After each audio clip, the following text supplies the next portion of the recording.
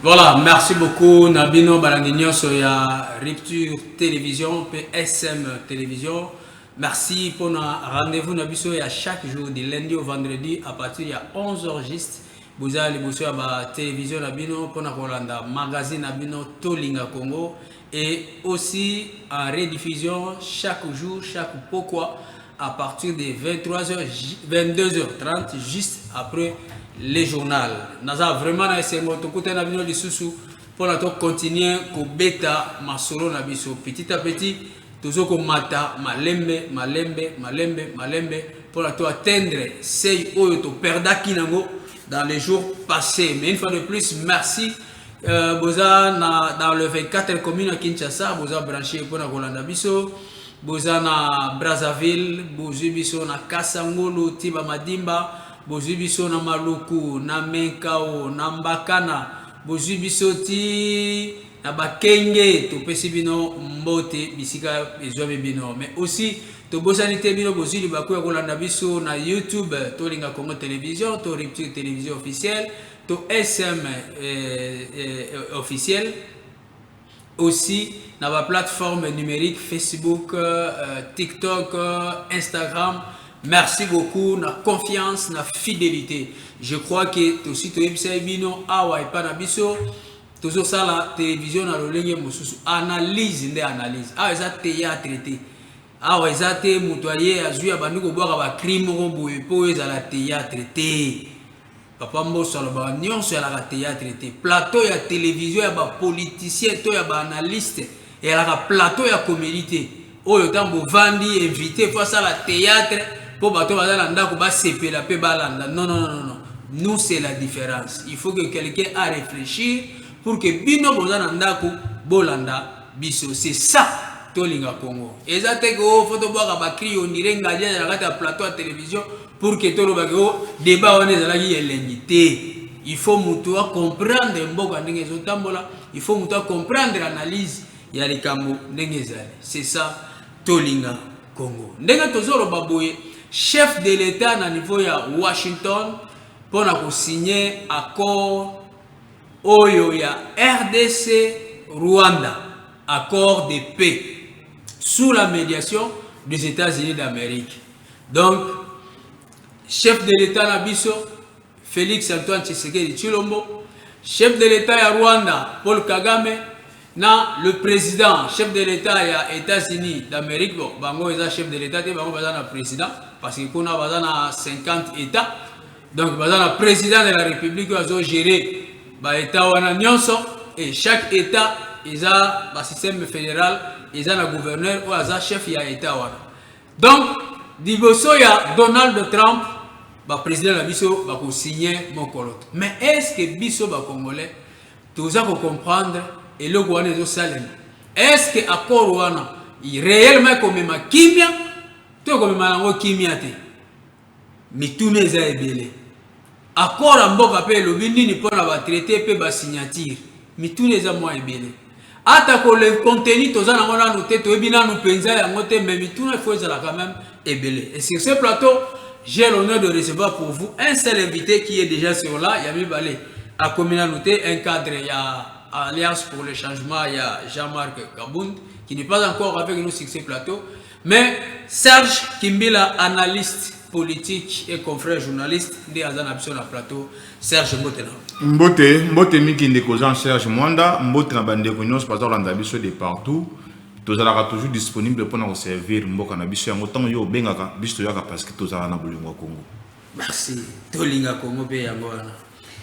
Guerre est et ça va victime belé yo so pe chance à au travail pe moi trop na ngambo ya est wana à partir ya corps wana on peut dire un ouf ya soulagement que lelo qui met au côté na ngambo ya est. Bon, ndeko Jean Serge Mwanda ouf à soulagement. Je pense oui. Ouf à soulagement et cause là. Mais il y a des éléments où il faut intervenir pour vraiment ouf à soulagement et la tanjoto. Sur le plan technique, sur le plan organisationnel, sur le plan protocolaire, accord et cause la signé. Maintenant là, accord nous a toujours signé, mais il y a toujours un mécanisme après.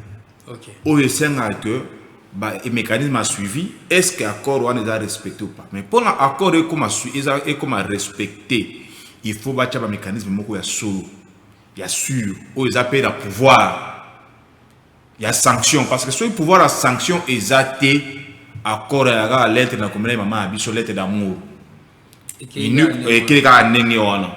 Or ce qui ba mécanisme wana ya suivi pe ya sanction ezali des places wana ou fa soulagement et comment ya solo parce que ce ba sanction eza ya makasi et que mo mutu o x y a ko respecter accord te na point tel to na point A na point B na point nini a cause la sanctionner convenablement moyennant des sanctions boyées.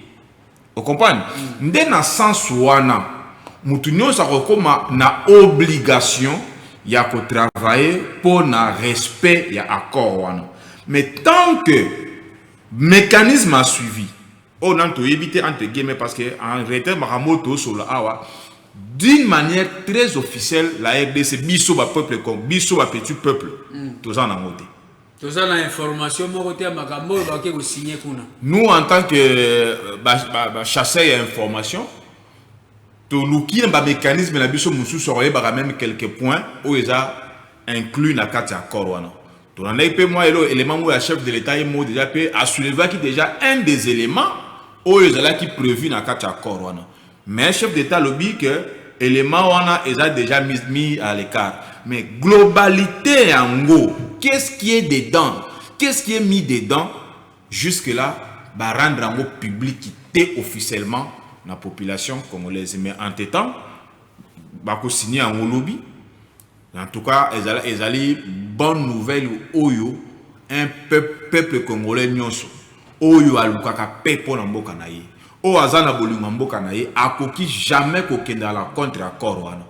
Parce que tout ce que nous on a pleuré ici, on a dit ici, on nous a tué autant. Bakoufi ebele tellement na Congo.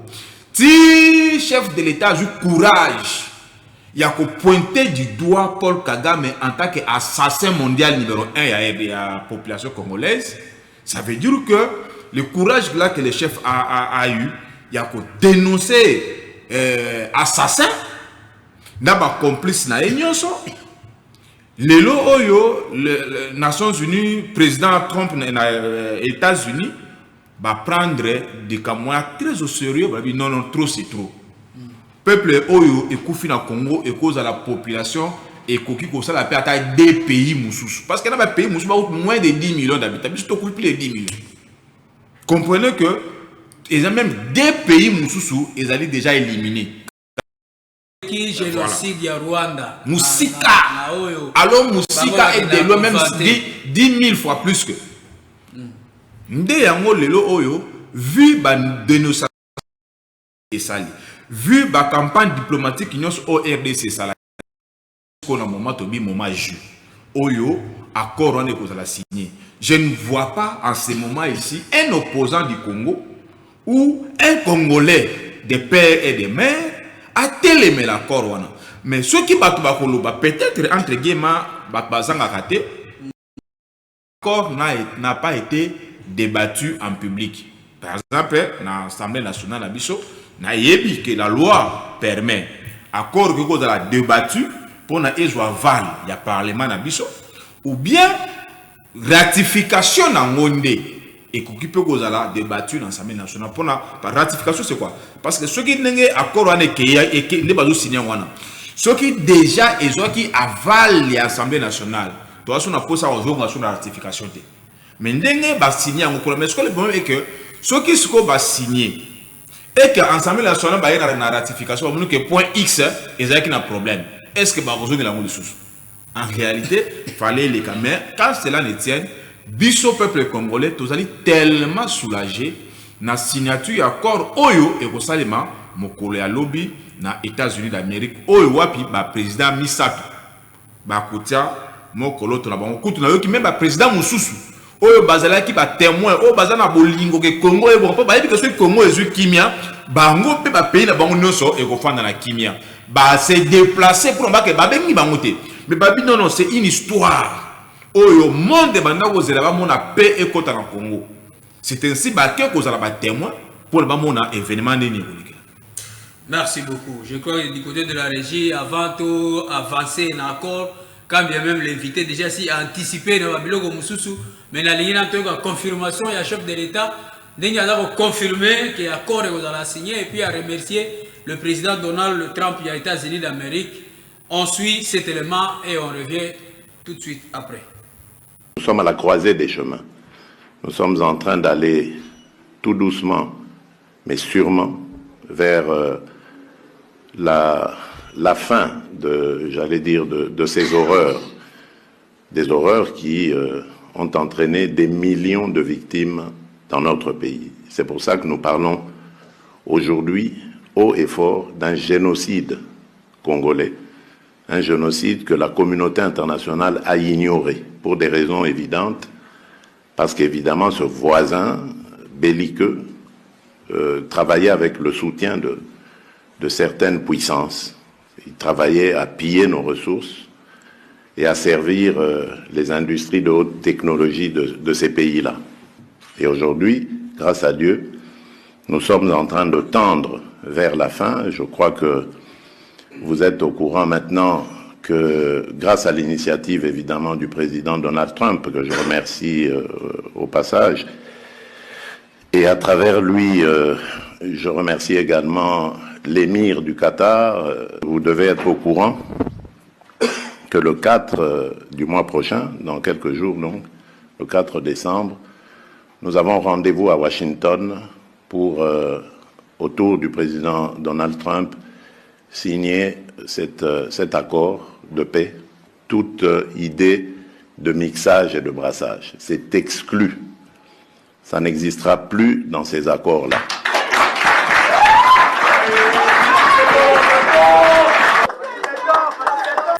Voilà, merci. Wana ezali yemei tata mokonzi ya mboka ameki kobeta lisolo etali accord oyo babengi accord de paix pour la sous-région ya Grand Lac. Donc pour la sous-région mobimba. Ba pays oyo ebebisaka sous-région eza Rwanda na RDC. Bangonde bakiyaka toujours guerre sous-région. Yango sikoyo Donald Trump a moni que va signer accord de paix, va respecter Babiloko wana. Sikoyo na kati ya accord de paix, ba élément ebele to éviter. Mais l'accord de principe, oyo ba signaki dernièrement na mois de juillet je crois. Accord de principe, oyo ba signaki épinglé ba point moins mingi entre autres et c'est le gouvernement congolais a libéré les prisonniers. Il y a AFC M23. Et c'est le gouvernement congolais a identifié les FDLR, Yende, Azwa Bango pour Abimisa Bango, Namboka na biso. Et c'est le gouvernement ya Rwanda a retiré les militaires. Et c'est le gouvernement congolais a silisa guerre na AFC M23 qui a déjà avant accord de paix. Il y a Washington va signer. Mais on se rend compte na ba élément nyonso ya accord de principe apparemment il y a na eloko mogote et salemi ti lelo. Mais ce qu'on veut qu'il négocie. Chef de l'État a épinglé à lobby que déjà la carte accord wana mixage na brassage exact. Maintenant, l'accord entre AFC na gouvernement, il faut signer na Togo parce que bazalaki na Angola balongwe bake na la Qatar na Doha amoni likambango ndire lekeli moto atindi ki en Afrique na Lomé na Togo tisiko nan babandi ba pour parler. Est-ce que mixage na brassage Yamo kuna na accord wana baboyi yamo. Est-ce que vous avez été côté? Point d'interrogation. Eza bituna togotuna invité. Est-ce que Hollande quand même parcours ango? Tu crois vraiment à la sincérité ya Rwanda? Tu crois vraiment à la sincérité ya ba rebelle ya AFC M23 na signature ya paix na RDC Togo loba que vraiment les années qui viennent guerre tomber sur le sol na monter à niveau sous région. De Kolanga Jean-Serge, je pense que nous tournions sur Oyo à l'andaka évolution politique à RDC. Il faut aller deux choses. Il y a le chose à dire que AFC M23 basali un mouvement sous Rwanda. Ok. C'est ainsi que au moment que na accord global donc il faut signer na ba M23 là noté parce qu'il faut tout signer la source de financement là. Vous comprenez? Maintenant tant que tu signer un lobby na source principale na bango. Je sais que d'une manière en tout cas biso toujours dans quelques points par rapport à accord de principe on va signer avec Liboso. À bas point au retour le bango awa il fallait que Rwanda a kata pour soutenir militairement M23, a kata pour soutenir financièrement M23, a longola ba élément na union armée oyo baza ko se retrouver na mabele na biso RDC. A kata penza de relation na M23 et kata. Yango ne d'abord biso zo bundela. Parce que ceux qui t'ont signé lobby, to kokipe ko lobake, magamba M23 na to résoudre la bango na ndenge mususu. Na peso exemple. Place ma char de combat la bango sur na ruta, ezala ki Rwanda. Place ma militaire ya renfort baza ko zoa, ezala de loso moni ba nomination sur basali kuna banani baza na ba nomination ba rwandais. Donc pour dire voilà, il y a un banani baza kuna ba rwandais. La partie est. Pour dire que ceux qui Rwanda déjà a signé accord au ya lobby. Déjà tout ça déjà pas gagnant. Rwanda a sponsorisé par Modi. Rwanda a tout les militaires na sol na bisodi. Parce que ceux qui a preuve, il y a un militaire rwandais ou bien matériel de guerre à Rwanda na RDC, ils ont déjà violation et accord on va signer.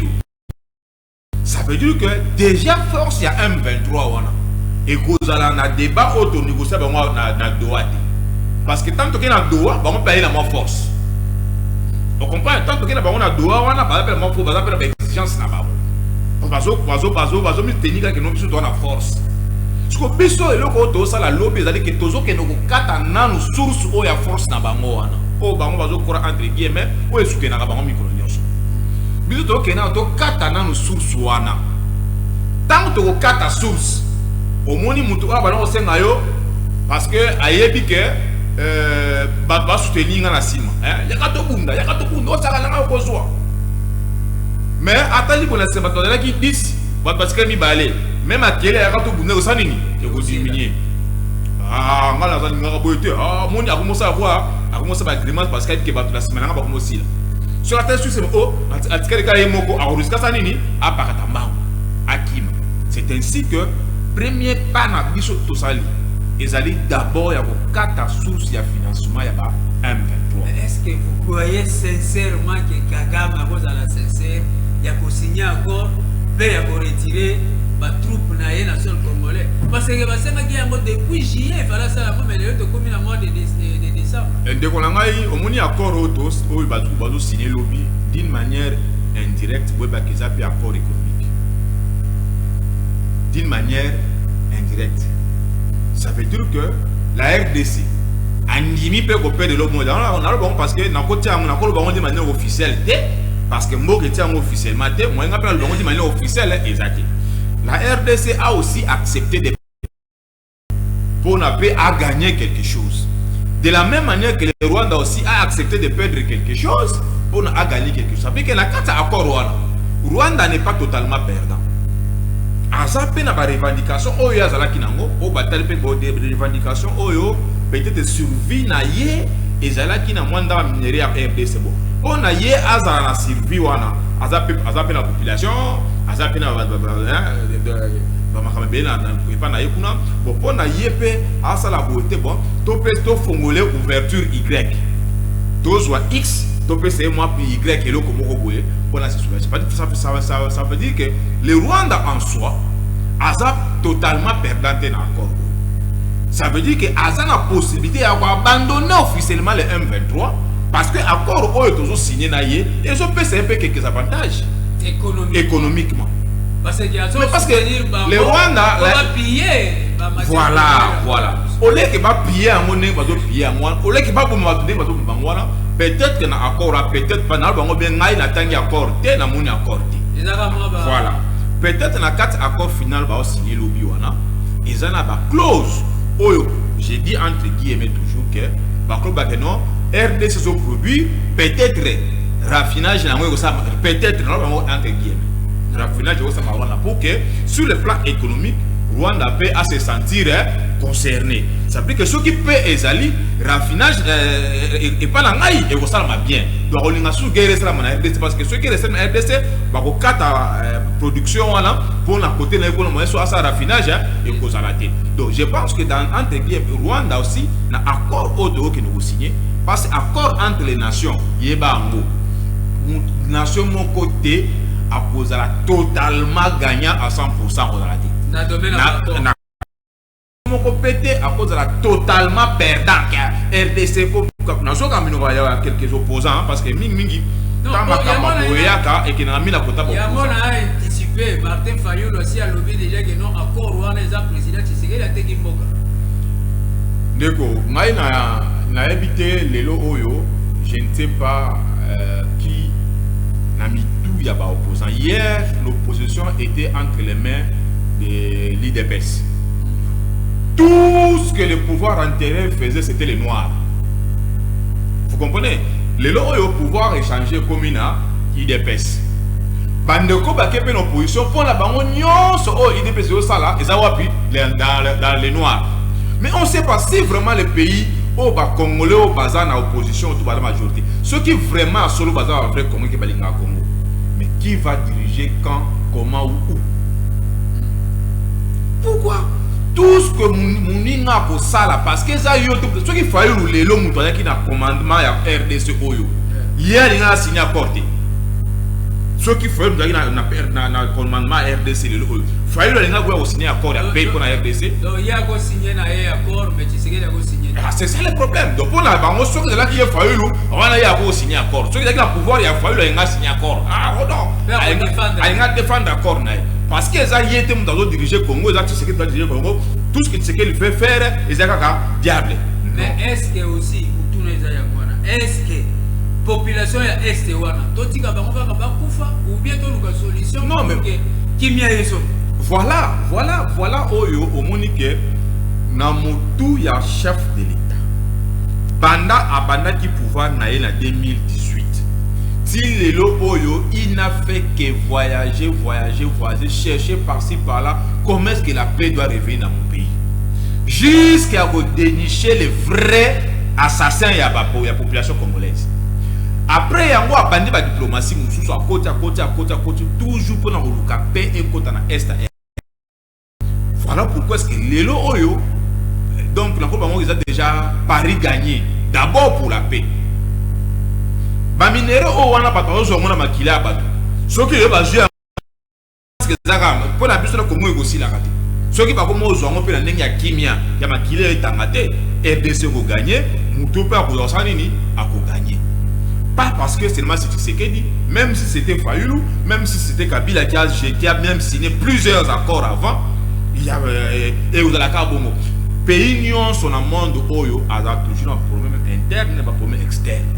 Et puis il sous kara mingi naba dona au CD oyo on appelle un CD oyo na pour na kimeza na région na biso tout ça là c'est ça le plus important est que notre pays reste un et indivisible. Merci Serge Kimela Omo confrère journaliste et analyste azana biso na plateau na FCT bino pe na ko insister biso ba plateau na biso eza ya ba analyse de réflexion il faut ebima pour muto zolanda à comprendre ndenge mboga etambola tout ça sous on a besoin de plateau ya émission ya politique ezala comparable ou similaire na plateau ya théâtre oyo na président présentateur na ba invité ba ça la comédie moko boyo oyo abora cri oyo a répondre na cri oyo abora partout ailleurs dans le monde, il y a des sentiment. en toute objectivité, ça l'analyse d'ailleurs, monter à Zanandaku à comprendre. Tout ce bête à l'histoire, il y a accord de Washington, ce qui est la solution, tout est la solution. Inviter la mission à Zana plateau, à Zana commande la nyonso, pour la bino aux Zanandaku pour comprendre. Bah étudiant, bino peko soso là pour comprendre. Au Gogo Sala ya TP, voyez bah en fait, ma sola vous a donné argument na yo, il y a thèse, to antithèse. Au Gogo Zoyango, à partir de l'analyse, il y a invité to oyo to Gogo Sala awa. Prenez rendez-vous chaque jour de lundi au vendredi à 11h 22h30 na Revue Télévision et na SM Télévision et émission Tolinga Congo na Rolengi ya Malamu. Serge, Batu mususu balobi ke toza na même cas na Zelensky na Ukraine. Président Zelensky ya Ukraine Zelensky alataka sous costume. Président ya Ukraine aza toujours au four et au moulin, aboye ko organiser des élections, aboye ki azo ko luka solution, mais aboye ko signer précipitamment accord na Washington pour moni yango piège. Azana ko luka nanu kimia ezo kana no entre ye na Russie. Le dialogue ils ont continué pour qu'avant ait signé réellement accord.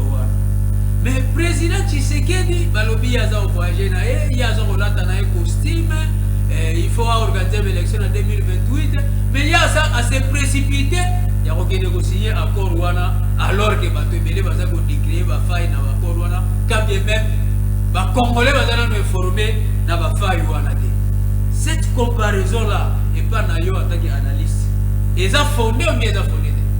En tout cas, nous avons déjà entré des gens qui vraiment au Yazana Boluma Congo à comparer Bisso na Ukraine. Bisso na Ukraine. Doyebi, comment est-ce que d'abord les Blancs va se soutenir entre eux? Doyebi, comment est-ce que Vision Mindele est par rapport à Bisso à pays africain?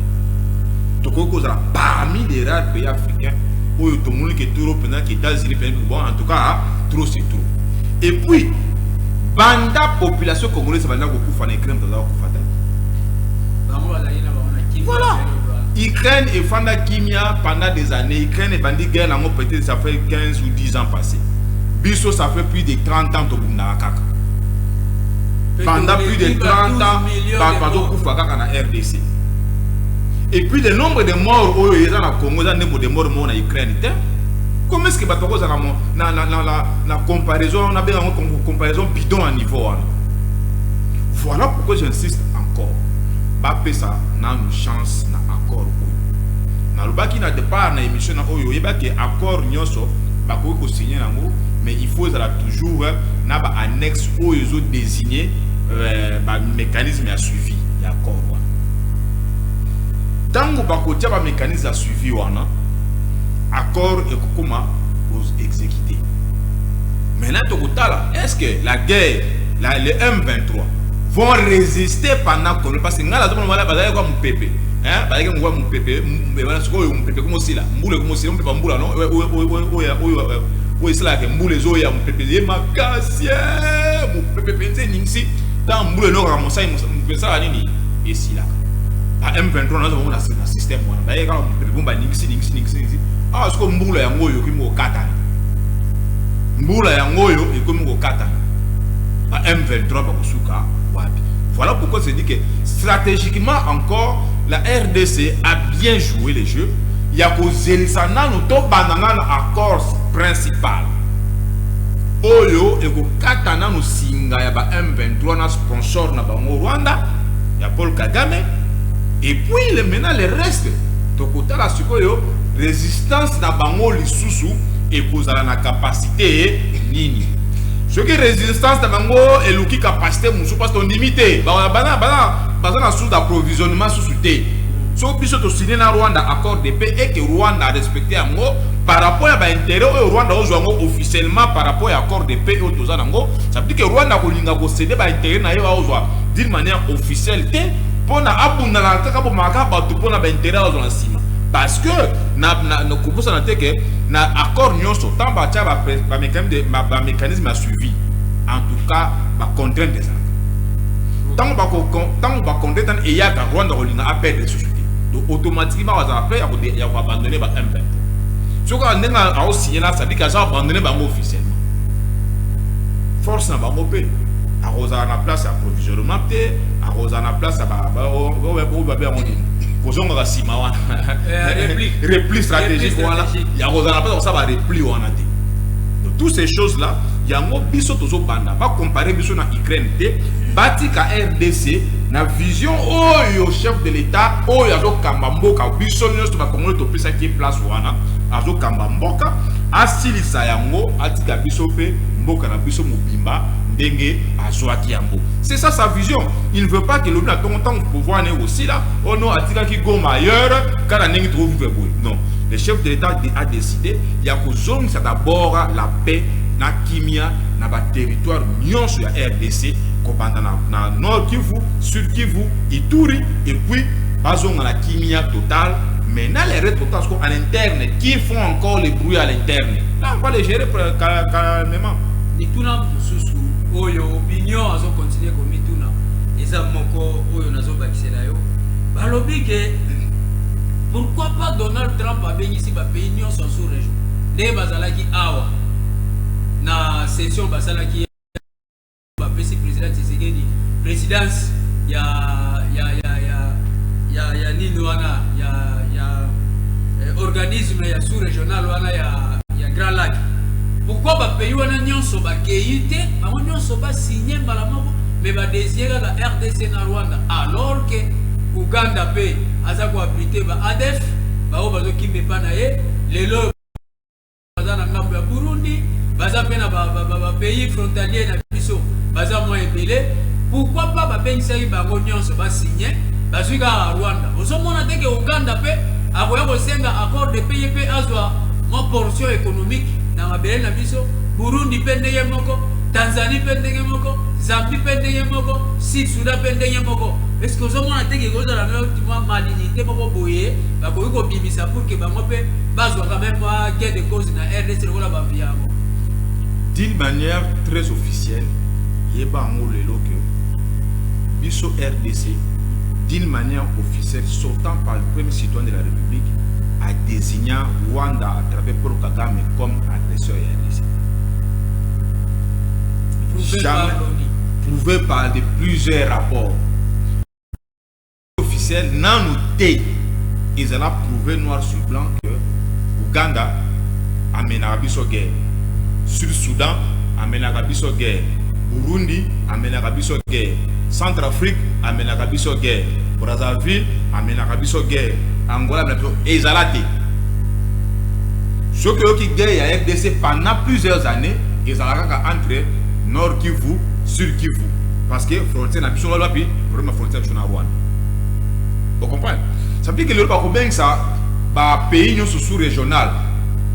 Pour na bango baza conseiller nani. Oh nana za concerné face à face na biso. Oh président que nos conflits yebani boye Rwanda. Il a été désigné officiellement par les Congolais. C'est ainsi que le chef de l'État américain jugent bon que trop c'est trop. Cette fois-ci, topé ça dans le kimia na bateau oyo. Topé ça dans le kimia na bateau oyo. Donald Trump attendait bazolo ba entre guillemets et ça intérêt aux États-Unis oui. Maman li que m'a pas un avantage. Oui ça sur la maman il y a maman li qui m'a. Maman li qui m'a pas un avantage en li qui m'a pas monté. Ah, quand maman li qui m'a pas le pourcentage ça veut dire pays mon côté et quoi côté les menabiso qui est sa solution aux États-Unis à jouer makamwa mabou. Ah comme le quoi maman li qui m'a. Ce qui est pas mon qui dit de manière officielle. Oh il passe la biso ko yiba biso ane mabé. Pays comment la biso toza na richesse mon côté oyo toko kopi parce que bon ba richesse dans le pays. So il faut mabélé to ça la moni.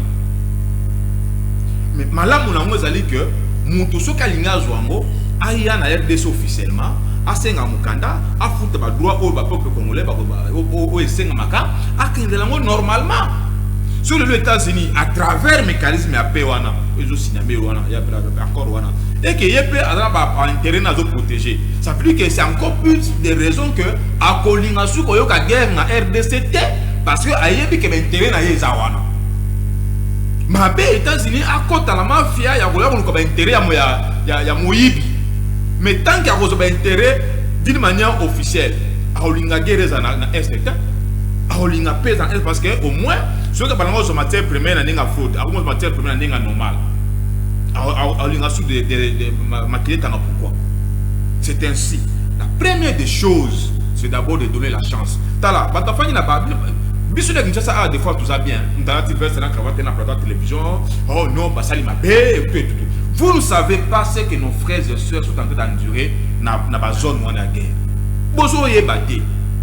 Bande on a biso bazo mon a passe et passe comme on la passe éternelle. On dirait pas problème. Voilà. Mais moi ce que j'ai pensé qu'un tout Congolais Oyoza a pris de paix dans le moment où il faut avoir un essengo ya koyoka ke to komi quand même na jour J ya accord wana ko za signé ezongi sana no kimia ndeko na ngai oza na ndako na yo tonga oza mo déclaré mineno milelo comme réfugié oza na bana no ba kenga sous classité pour éviter comment est-ce que la guerre a déchiré cette population. Ba famille Kabwana, ba comment ba handicapé, ba famille ba batikala ba orphelin de père et de mère. Donc je vous dis c'est très compliqué de vivre. C'est très compliqué de vivre na ba zone où on est à guerre. C'est ainsi que ceux qui le oyo ke bande ko la biso wana. Biso to fana la Kinshasa, to zaka la promo peut-être à Kuluna. Mais bozo ye bate o bande ko na biso na est bazo subir mikolo nyonso. Botika accord wana signamé pour que ezong sana no kimia et pande ko na biso wana. Congo na biso ezong entièrement la RDC, nos provinces reviennent à la normale, à fonctionnement normal et pour les restes maintenant total en interne, qu'est-ce qu'il faut résoudre na ba o ba cha moi mbilinga voilà. Mais na moi maloba toujours ça la même projet na été mais toujours sur la même moi maloba o ya lobi Paul Kagame na interview na ya lobi te ko kende na biso to ko signer na biso accord. Mais hier, l'équipe lui appartient. Donc il peut signer les accords, mais l'équipe lui appartient. Donc, je ne sais pas, est-ce que le chef de l'État prévoit même qu'on met Maloba à Donald Trump pour envoyer que mes moutons on dirait accord signé à la mission. Ne t'en fais pas, mon frère. Les États-Unis est un pays bien bazana ba information nyonso lelo o ba réseaux sociaux nyonso to ça la plupart des aba et ba ke na biso ka ne caméra o biso a o tionga na réseaux sociaux réseaux à la gérer na ba serveur na ba bazana bilo ko bazana ba élément na nyonso ta ba rapport bi ma de fois RDC le ba lo te ma no rapport bi mi o no ba sele ko na RDC et uta ba na ba bilo ko nyonso baza informé et puis ba yebi pour Kagame c'est un individu, c'est un humain. Tout humain, quel que soit, tu penses que tu es fort. Si physiquement, il y a toujours la justice de Dieu. Il y a toujours la justice. Un jour, la population rwandaise, bayebi nombre au basa, bayebi président na bango nengaza. Mais est-ce que quand Kagame ne sera pas là, que deviendrons-nous avec la RDC? Et quand chez nous, Tshisekedi ne sera pas là, vous comprenez ça? On a nous plutôt réfléchir à moi. Soit le mot sera mouninga la mabe, mitou, ça mouninga la éternel. Pour m'appeler à qui voit, na appelle comme la Rwanda ou le mois de la gamme m'appeler à qui voit. Attends, quand nous avons RDC, donc ça veut dire que on peut changer à thème, bango bazaka, voilà plutôt la trotique la voisin éternel. Mais voilà. Donc excès ya ko s'empoignarder chaque jour et autres ya baninga mususu passe. Ce qui biso o to ani ko sala ngo ko ni zongi na bango vérité yebana ke mukolo oyo ata moi rébellion muke ya RDC e kotaka na Rwanda ko résister. Ata ya 2 jours Rwanda ko résister. Mais Congo ya Félix Tshisekedi ezali na esprit de guerre wana te. Ils ont esprit à makilate. Esprit à Congo ya Félix Tshisekedi, ils allaient Congo ya kimia, Congo ya paix. Yango monique. Malgré que nous chef de la ceux qui bombe moi ko na Rwanda et ko na Goma, to toucher Rwanda. Aza mutu aza esprit ya makilate. Ko toucher Rwanda, ya moto toucher Rwanda. Oh, tout ça, l'accord de paix, oh, là, ça, pour toucher, non? Oh, il peut ça déjà, là, il y a pour toucher Rwanda au chef d'État, le bâti. Place, par exemple, il va péter 10 millions, il va sous 10 millions, peut-être 2 millions. Mais dans Nini, na paix, na kimia, na normal. Nde eloko to sulu kayango wana c'est tout cinq na bande connaître pas bazali pour payer sa chance na corps wana ensemble national biso ba kozonga pour rectifier yango. Je pense qu'après ça le Congo vivra au moins la paix. C'est à cette période là que la population nyonso soit voyer ba point sur point parce que ba député dans ce niveau de l'Assemblée nationale va étudier article par article et puis va expliquer la population bien fondée nango et puis va ratifier après côté en vigueur. Je pense que c'est ça, ils ont parmi la procédure, oyo, accord, la ratification, ça les maka, na niveau pays interne, pays mususu, n'enge, accord de principe et puis ça makiwana, pays mususu, on peut écrire dans l'Assemblée nationale, étudier en haut, ratifier en haut, ceux qui a point au bon, ça va bon ici, remettre en haut pour qu'il y ait une signature. Donc aussi là, ils ont déjà accepté déjà. Mais biso faut signer bouiller total à vous signer ok c'est bon pas la bien ok c'est bon allez l'Assemblée nationale chez mon coloto chef d'état pour Migango ici. Mais là la minute où pour l'instant chance à l'émotion nous accord à moi à nous signer ce qui accord on a signé to wana ko compter biso na binoa mais to mona malembe kimia et yeba ok kimia guerre et ko banaka siko mais la paix est un processus. Au moni qui m'a oubandaka suko même quand on anda ko difficilement quand on anda ko na mukolo nda ko seli non donc on anda ko il y a 12 niveaux en tout cas il y a qui ko autant mais ko buka ngona journée moko et puis journée moko buka nyonso yo tonga pendant 5 ans va pour dire que la paix oyo accord de semelobi est un processus oyo ko la namena après l'accord nenge nini ba okende point par point pour que le processus soit comme meza réalité. Voilà, il y a mon appel ça yo motuna moko wana concernant situation ya ba violation à cesser le fait auto ko kwa nayo. Nazo tangela ba congolais quand même penser à constitution na biso oyo ya 2012 ba ezaki modifié et le biboye. La constitution de 2012 de la RDC stipule que les accords internationaux ratifiés ont une valeur supérieure à celle des lois internes et doivent être respectés par le pouvoir public et toute personne. Le président, le gouvernement et les assemblées peuvent signer des accords internationaux, mais leur ratification est une compétence de l'Assemblée nationale et du Sénat. Et leur entrée en vigueur nécessite une loi de ratification. Donc, le président va signer et il y a un peu de et qu'il y ait une Assemblée nationale va débattre va ratifier. Ce qui est le moins pour les gens qui sont le président de la République pour que ça la loi de ratification est en vigueur. Ça peut nous prendre aussi même une année. Non, il faut soit une année parce que mon question posée qui a point le RDC Kemba on le bec qui n'est bandera que biso tout dans la situation morona à Ukraine té biso tout RDC pour na biso RDC pas c'est RDC biso to yoka on la Ukraine té et dans la RDC yoka passion. Voilà pourquoi est-ce que ba tout musu ba lobby ndenge nini beaucoup signé ba accord pendant que nous ba ratifier à monter non on signe et on vient ratifier. Comprendre et qu'on soit tamingité parce que la volonté qu'a les chefs de l'État et nous volonté ya ko mema kimia na mboka volonté mema kimia na mboka ba koki ko kende nango mbangu so ni pe malembe mingité parce que le plus important c'est d'abord que la paix revienne na pays na biso.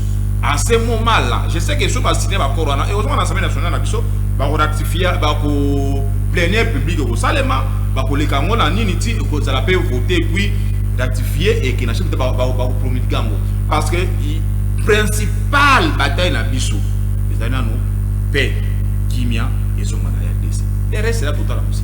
Alors pour tout succès na yo ba FARDC nandela ya porte-parole na bango le mec qui va FC M23 va violer CCRF alors que respect à CCRF exemple aussi inclus la carte ya bakor wana va attaquer position ya ba FARDC violation à CCRF wana ba M23 bazomona perte déjà et comme les bango ya bazolinga va s'imposer va gagner le sous ma belé ou comment rapidement pour to capot. Non, je pense que ça va stratégie.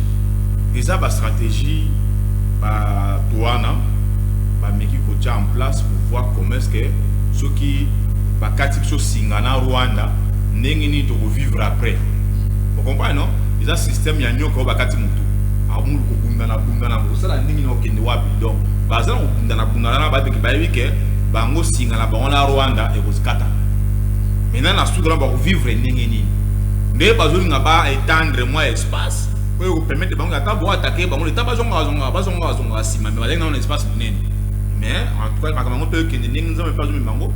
N'oubliez pas que le chef de l'État dès l'entrée de son pouvoir a confié à Congo na Maboko. Yé moko to mona ya wa ke église atoma pour le kola do sambela kolo. Pour vous dire que le pays ici c'est un pays dédié entre les mains de Dieu. Makambu susu ezo kende pe lo lenge nzambe azo memela yango. Nyoso ko za ndenge moko te. Donc Jean Serge Mwanda lenga qui apporte aussi ses émissions au. Allez-y. Na lobelo comme le plus important soit on a 4 minutes. Pays na biso RDC ezana tozana bon to bango guerre ezana est na biso ya mboka na biso. Base logistique ya Mobimba ezalaka ana Kinshasa. J'ai été choqué en face ya base logistique ya RDC. On m'a dit batongi ba immeuble ba 5-6 niveaux, ça veut dire que si on comme na 5e niveau ndeko na ngai base logistique nyonso Mobimba yango ozomona mona ça veut dire que si vraiment na bateau bataka il y a des gens qu'il faut arrêter dans ce pays. Il y a vraiment des gens qu'il faut arrêter dans ce pays. Il y a pas zone oyo mais ni pas ni biso ngofana na pebe biso to ke pas mindele ba mindele ba yeba que zone oyo to kotonga construction à niveau tel zone oyo vu stratégiquement vu importance nango awa immeuble au mata peut-être R+1 awa immeuble au mata au moins zone nyoso Mbimba immeuble kuna ezate zaka bandaku ya C. Comment est-ce que na base logistique ya pays na biso plus de immeubles à 10 5 étages oyo ba chambre ba salon bozo mona penza base logistique boyepe okota air ni mutu ke kota ka air ni mutu ke bimaka vraiment est-ce que bato ba cadastre oyo est-ce que bato renseignement na biso vraiment s'il vous plaît cette histoire là m'a fait mal quand je suis monsieur qui connaît tout awa peut-être ti to fana ki wana ti to kiti ata mutu otuna yo likambo azate oh eza place moko très stratégique pour les pays. Vraiment, j'ai interpellé les autorités. Et ça va place mususu na mboka oyo avant kotonga. Vraiment, même oyo pas pesa autorisation de bâtir. Parce que chaque autorisation de bâtir, ils ont accompagné na plan il y a lotissement. Mais tant on doit obtenir bien autorisation de bâtir, dans un plan de lotissement, il y a R+5, R+6 na zone où ils sont très stratégique. Mais pour autoriser, est-ce que vous avez vraiment la bolingwa Congo? L'objet d'attendre quand il y a quelque chose, le commencement mais na départ déjà boye ba quitter ko pesa autorisation ko tonga na place ni na zone ni. Donc au périphérique il y a Kena la périphérique nyonso ya omona ko bandana oasis ba immeuble abine oh ça ne pèse pas dans Mobimba na base logistique. Mais quand les gens sont en train de voir les immeubles pareils et puis les gens sont là à l'aise. Non, ezaki ba zone boko tonga. L'ennemi peut venir. Ezaki ba zone boko tonga na bino, mais boko tonga à tel niveau T. Boko ko leka na niveau oyo T parce que place oyo eza stratégiquement boy place boko komater. Mais batika na bango yango laisser aller autorité nyonso oyo bazala makambo ya urbanisme. C'est vraiment un problème. C'est vraiment un problème. Daniel Bumbazo pour Gabanda construire anarchie. Ok, Bukanda on a quand la concession Oasis. Ok, Bukanda on a batongi kubanda na PLMLS. Pour l'équipe cinquantenaire, au bani sur les meubles mathématiques au bout quand on mais déjà la construction, parce que tant que nous avons de bâtir, déjà na plan. Déjà na départ, il faut titre immobilier non soana. Parce que ça va donner que mon toit est à niveau tel. Ba autorisation en ndenge ni ba tonga à niveau wana. Et puis place nini dans un milieu très stratégique pour le pays. Même bureau la ministre d'État, ministre de la Défense les appelés.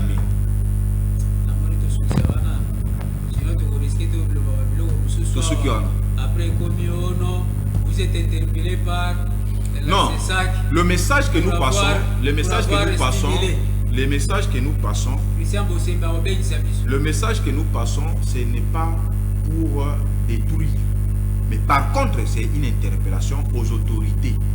Nous interpellons les autorités qu'il pourrait y avoir un danger dans telle place. Ce qui par exemple est sauta qui va mon amakanisi va se ressaisir, va se faire des décisions courageuses pour ces milieux-là, c'est important. Tant que dans une base Zagawana, ceux qui n'ont pas déplacé base que base Zagawana et que base Zagawana, il faut prendre des décisions courageuses. Parce que là, c'est important pour nous tous en tant que Congolais, c'est notre patrimoine qu'on doit protéger. On ne blague pas avec les histoires ou bien les sites militaires. On ne blague pas. On ne laisse pas les sites militaires à découvert dans notre union. On ne blague pas, ça c'est notre souveraineté qui est là. Il faut protéger notre lobelango. Il y a un jour il y a pour dénoncer parce que nous sommes tout autour.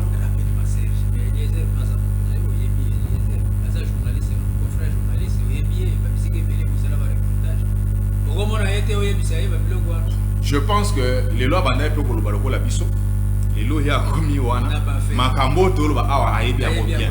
Je pense que na combat na ya za na ngo pour na ba ancien combattant élément na pour ko na kati, c'est très important pour la sécurité du pays. Merci. Évitez ce les gars. Non, en tout cas, merci mingi na bande gunyo so ba pesa ka émission to linga Congo place na mitema na bango. Nengo lobaki ba continuer ko s'abonner, ba continuer ko landa émission na yo. Biso to ya toujours pour on fait ça un plus. Nous on vient pas c'est ceux qui ba émission na za débat que ngai muntu aboye peut-être na royauté. Ngai na ya mettre ce que Dieu a mis à moi. Demain je peux ou ne pas être là, mais ce que Dieu a mis à moi, qu'est-ce que je laisserai à ma nation? C'est ce que nous venons dire ici. Le peu que nous avons en nous, nous avons l'obligation de laisser à ma nation, de ne pas tout voir dans le noir, mais comme on appelle Pembe place Pembe Zali. Mais ceux qui payent des tâches à noir et Zali, noir et Zali. C'est ça l'intérêt que pour le Congo a sauvé. To linga Congo ya mokolona lelo esuki wana tosengi na bino ya solo na motema moko bolinga Congo. Bo copier malamu, bo rejeter mabe. Bolingo ya Congo ezosenga biso to protéger Congo, to batela environnement, maloba na biso, makanisi na biso, nyonso to kosala ezalaka même ya malamu pour l'intérêt ya mboka na biso. Tokutani lobby, invité mususu, thème mususu et tokotala ba analyse oyo ba invité akoyela biso. Merci. Voilà. Merci beaucoup.